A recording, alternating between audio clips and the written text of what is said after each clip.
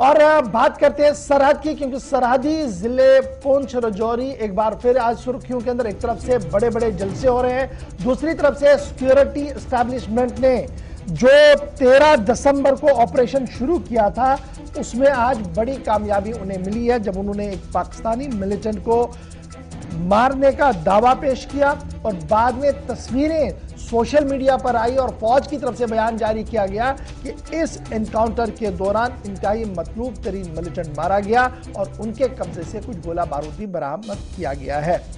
इधर जहां पर यह एनकाउंटर हुआ है सरनकोट इलाके के अंदर, रतनपीर इलाका है जहां पर यह पूरा एनकाउंटर चला था, फॉरेस्ट एरिया है।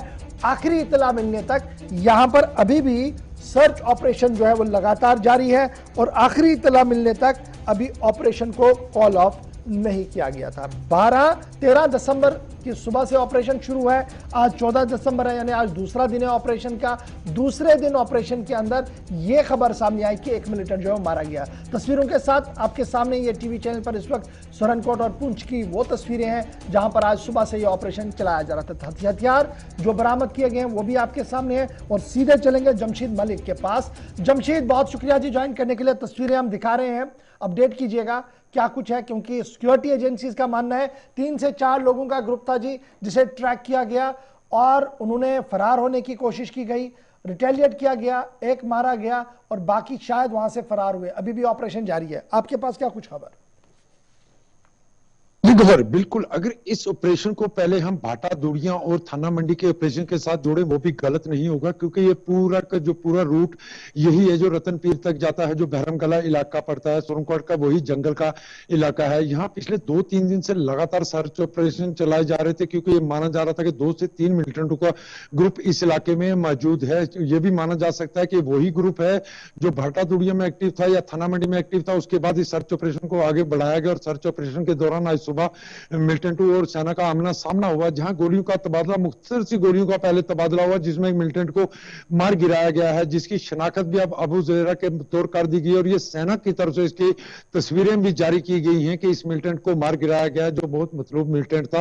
और उसके बाद यह भी माना जा रहा था कि ग्रुप 2 से 3 मिलिटेंटों का ग्रुप है। उसको देखते हुए इस इलाके में सर्च ऑपरेशन इस वक्त भी लगातार चलाया जा रहा है, क्योंकि बर्फबारी होने, बर्फ होने के कारण, घना जंगल होने के कारण देर रात शाम होते ही इस ऑपरेशन को जरूर रोक दिया जाएगा। मगर इसको भी जिस तरह थाना मंडी या भाटा दूड़िया इलाके में सर्च ऑपरेशन चलाया गया था, बिल्कुल इसी तर्ज पर यह सर्च ऑपरेशन भी चलाया गया, जिसमें जम्मू कश्मीर पुलिस और सेना भी शामिल थी, जिसमें एक मिलिटेंट को मार गिराने का दावा किया गया और उसके कब्जे से एक AK-47, 4 मैगजीनें, हैंड ग्रेनेड, इंडियन करेंसी और कुछ खाने पीने की अशिया भी बरामद किया। अच्छा, अभी जो ये ऑपरेशन चलाया जा रहा है जहां पर आप कह रहे हैं कि पाकिस्तानी निजात मिलिटेंट जो है वो मारा गया है, क्या ये रिहायशी इलाका है या मुकम्मल तौर पर जंगल का इलाका है? और ये ऑपरेशन पिछले 1 दिन से चल रहा था, आज दूसरा दिन मुकम्मल हुए हैं, 24 घंटे इसके मुकम्मल हुए हैं, तो क्या मजीद कुछ वक्त लग सकता है इसको क्लियर करने में?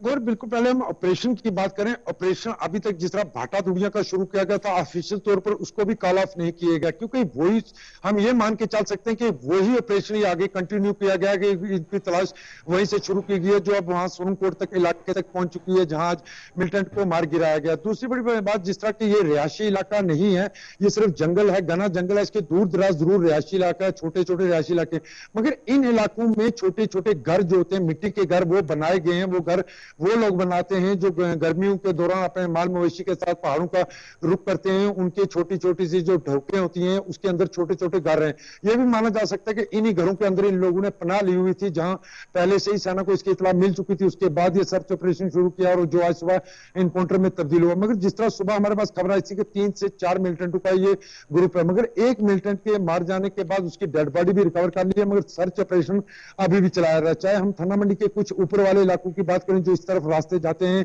रतनपीर की तरफ से, या जो इसी रूट जहां ये इनकाउंटर हुआ है, इस रूट पे, इस पे भी सेना की तरफ से पहले ही कार्डन कर दिया गया था। आज सुबह से ही इस इलाके को भी कार्डन में लिया गया था और बफलियाज के इलाके से शुरू हुआ था। जो तस्वीरें हम अपने व्यूअर्स को दिखा रहे हैं टीवी स्क्रीन पर, ये तस्वीरें बफलियाज इलाके की हैं, जहां सेना ने इस जंगल की तरफ कूच की थी। और ये ठीक है जी, एक तो ये तो जनाब हुआ मिलिट्री ऑपरेशन, लेकिन जब मैं पॉलिटिकल आई से इसको देखता हूं, सियासी चश्मे से देख रहा हूं, तो आपका ये दोनों डिस्ट्रिक्ट जो पहाड़ी डिस्ट्रिक्ट हमारे यहाँ पुंछ और राजौरी, इन दिनों काफी ज्यादा सुर्खियों में, बैक टू बैक बड़े बड़े जलसे हो रहे हैं, तो क्या कुछ आज माहौल रहा है? क्योंकि आज भी दो पार्टियों के दो सदर वहां पर थे। तस्वीरें भी जरा दिखाइएगा वहां से।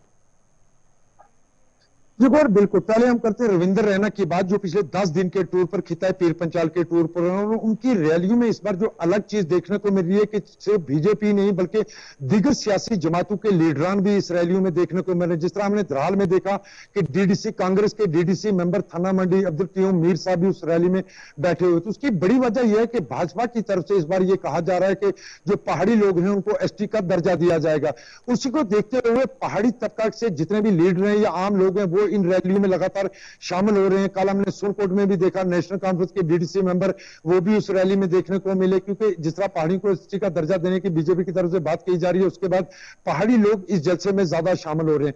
दूसरी तरफ अगर हम अल्ताफ बुखारी की बात करें तो वो आज कल जहां कोटरंका में थे, आज उन्होंने राजौरी डाक बंगलो में एक मीटिंग की है, जिस मीटिंग के दौरान उन्होंने फिर मरकज सरकार को एक बार हदफ बनाते हुए ये कहा कि 370-35 से जो हमसे छीना गया है वो वापस लाया जाएगा। और दूसरी बात उन्होंने ये कही कि रियासत के दर्जे के लिए सबसे पहले जो हमारी मांग थी वो मांग आगे भी रहेगी। और एक बात उनकी तरफ से ये जरूर कही गई है कि जो 370-35 से की मनसूखी के बाद जिन लीडरान को हिरासत में लिया गया था उनमें एक दो लीडरान को छोड़ के बाकी सबको हमने रिहा करवाया। उस वक्त ये लीडरान सामने नहीं आए और यही वजह देखने को मिली। दूसरी तरफ अगर बीजेपी की हम बात करें, क्योंकि इस वक्त सबसे ज्यादा खिताब पीर पंचाल में जो चर्चा में है इशू है वो वही है पहाड़ी को एसटी का दर्जा देने की। उस चलिए बहुत शुक्रिया जी जमशेद मलिक हमारे साथ ज्वाइन करने के लिए। खबर पुंछ राजौरी से जहां पर एनकाउंटर भी चल रहा है और सियासी सरगर्मियां भी आहिस्ता आहिस्ता करके तेज हो रही है। बढ़ते हैं जी आगे।